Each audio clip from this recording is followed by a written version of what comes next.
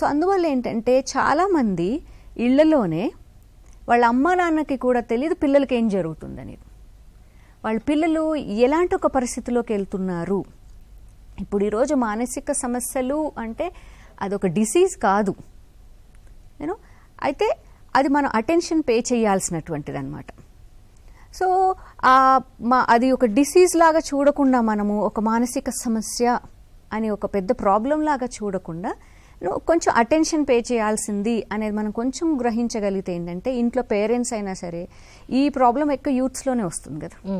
ఇప్పుడు ఒక మెజారిటీ యూత్స్లో వస్తుంది, దాని తర్వాత వచ్చేసి 40+ ఒక మిడ్ లైఫ్ క్రైసిస్ స్టార్ట్ అవుతున్నాయి కదా. సో అలా వచ్చినటువంటి వాళ్ళకి ఇలా స్ట్రెస్ఫుల్గా ఒత్తిడిగా ఫీల్ అవుతున్నారు. బేసికల్లీ ఒత్తిడిగా ఫీల్ అవ్వడం ఇది. సో ఏంటంటే దాన్ని మనం గ్రహించాలి అంటే వాళ్ళు బాధపడుతున్నారు, ఇబ్బంది పడుతున్నారు అని గ్రహించాలి అంటే అక్కడ ఉండే ఫ్యామిలీ మెంబర్స్కి ఒకరికొకరి మధ్యలో బాండ్ బాగుండాలి. అండ్ ఆల్సో ఒకరినొకరు గమనించుకునేటువంటి బంధం కూడా ఉండాలి వాళ్ళకి.